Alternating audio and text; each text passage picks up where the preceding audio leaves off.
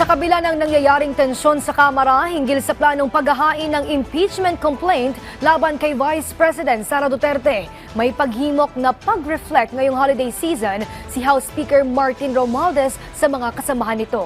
Si Mela Lesmoras ng PTV sa Balitang Pambansa.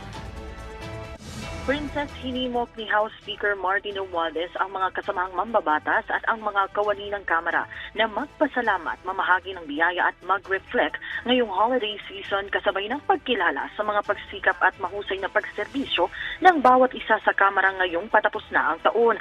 Sinabi ito ng House Leader ng pangunahan niya ang flag raising ceremony rito sa Batasang Pambansa kanina kasama ang iba pang kongresista.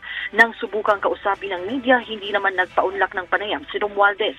Mainit din kasi ang usapin ngayon dito sa Kamara ukol sa umunoy planong paghahain ng impeachment complaint ng ilang grupo laban kay Vice President Sara Duterte.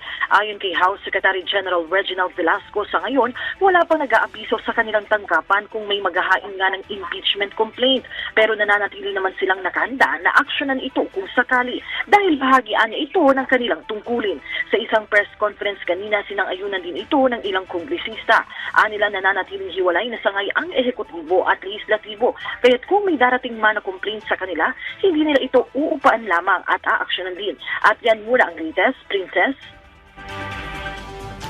Maraming salamat, Mela Lesmoras.